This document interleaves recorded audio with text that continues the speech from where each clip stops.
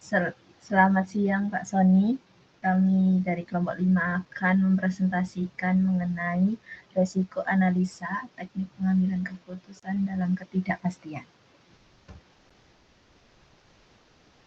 Kami beranggotakan 5 orang, yaitu Alivia Salsamariani, kemudian Febra Widyananda, kemudian Muhammad Putra Ardiansyah, kemudian yang terakhir ada Patrick Wildan Ma'arif. Materi yang pertama yang akan kita bahas mengenai pengertian. Resiko dalam pengambilan keputusan adalah potensi terjadinya kerugian, kegagalan, atau hasil yang tidak diinginkan akibat tindakan atau keputusan. Dalam pengambilan keputusan, penting untuk mengidentifikasi resiko, menilai kemungkinannya, dan dampaknya terhadap tujuan yang diharapkan. Resiko dapat berasal dari berbagai faktor, seperti ketidakpastian lingkungan, data atau informasi yang digunakan, serta faktor manusia.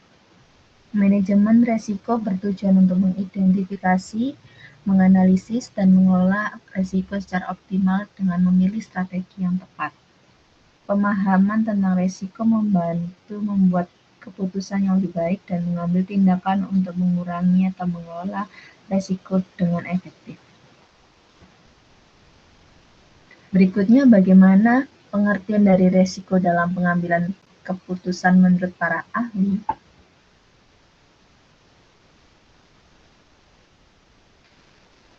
Yang pertama, menurut Peter Drucker. Peter Drucker ini adalah seorang ahli manajemen terkenal. Resiko adalah ketidakpastian tentang hasil yang diharapkan dan konsekuensi yang terjadi akibat dari suatu tindakan atau keputusan. Kemudian yang kedua, menurut Henry Mintzberg, yang dimana ia merupakan seorang profesor manajemen terkemuka, menggambarkan resiko sebagai ketidakpastian tentang hasil dan efek dari tindakan atau keputusan yang diambil oleh seorang manajer.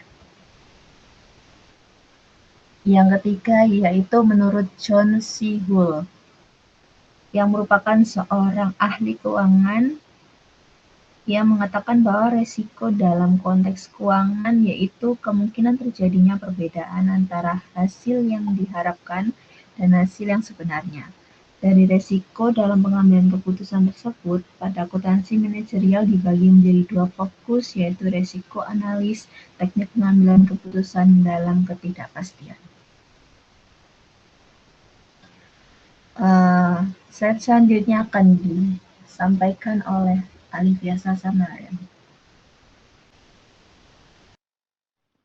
Baik, untuk slide selanjutnya yaitu pengertian dari resiko analisis dan teknik pengambilan keputusan dalam ketidakpastian yaitu sebagai berikut. Next.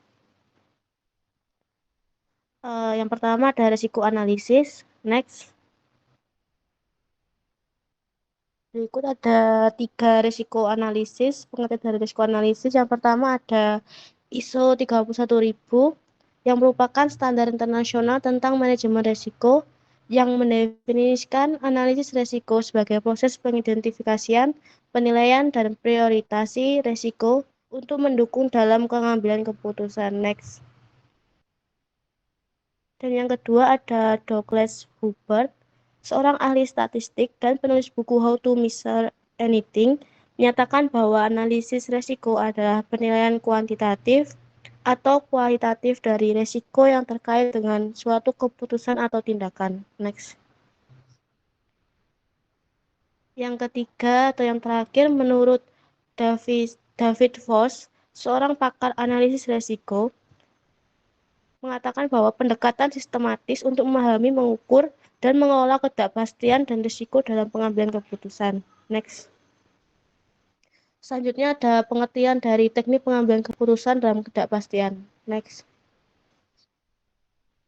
Teknik pengambilan keputusan dalam ketidakpastian adalah serangkaian pendekatan dan metode yang digunakan untuk menghadapi situasi di mana informasi atau faktor-faktor penting tidak pasti. Tujuan dari teknik-teknik ini adalah untuk mengurangi ketidakpastian dan membantu pengambil keputusan dalam mengatasi resiko dan ambiguitas yang terkait dengan keputusan yang dihadapi. Next. Selanjutnya akan dilanjutkan oleh Patrick.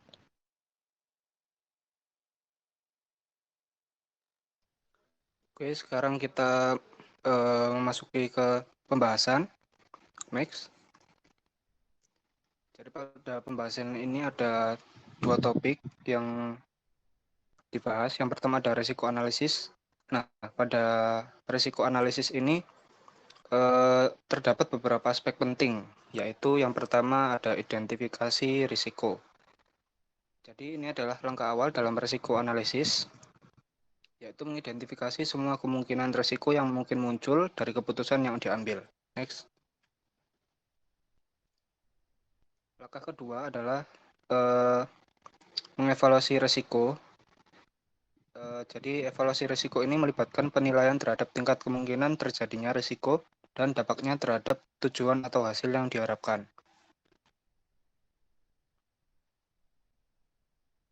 Yang ketiga ada prioritas risiko.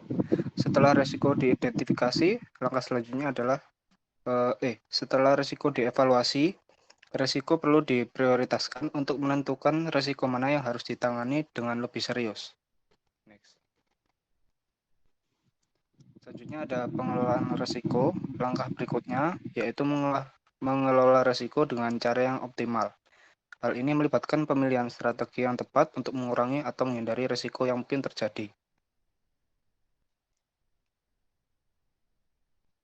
Dan langkah terakhir adalah pemantauan dan penyesuaian.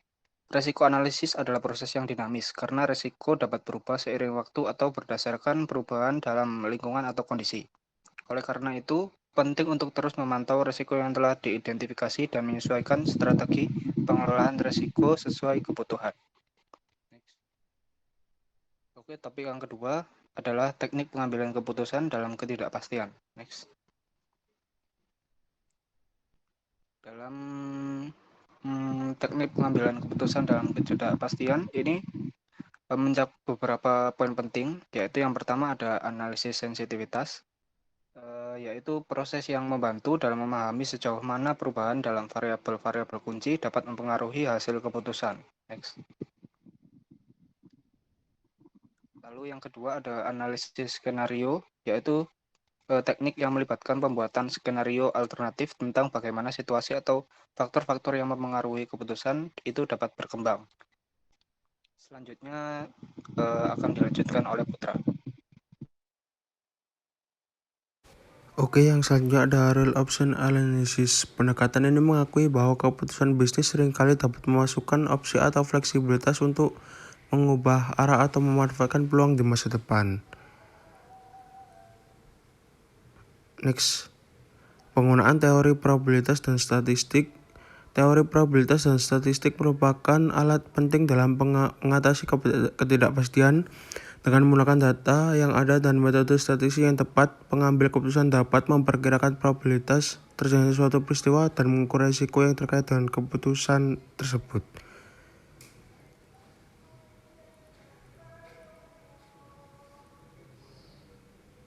Next.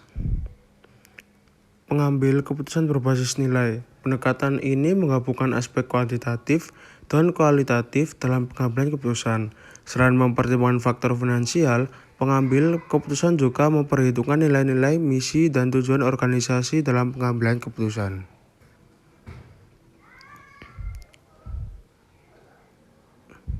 Yang selanjutnya ada kesimpulan. Next. Dengan melakukan risiko analisis secara efektif, pengambilan keputusan dapat memiliki pemahaman yang lebih baik tentang risiko yang terkait dengan keputusannya. Hal ini memungkinkan pelaku untuk mengambil keputusan yang lebih terinformasi, mengurangi ketidakpastian, dan meningkatkan peluang untuk mencapai tujuan yang diinginkan. Next.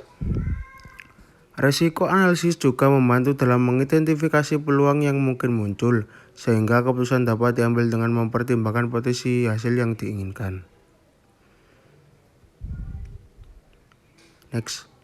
Penggunaan risiko analisis dan teknik pengambilan keputusan dalam ketidakpastian memungkinkan pengambil keputusan untuk mengatasi tantangan ketidakpastian dan risiko yang melekat dalam pengambilan keputusan. sehingga meningkatkan kemungkinan keberhasilan dan mengoptimalkan hasil keputusan. Sekian dari presentasi kelompok kami, kurang lebihnya mohon maaf yang sebesar-besarnya. Assalamualaikum warahmatullahi wabarakatuh.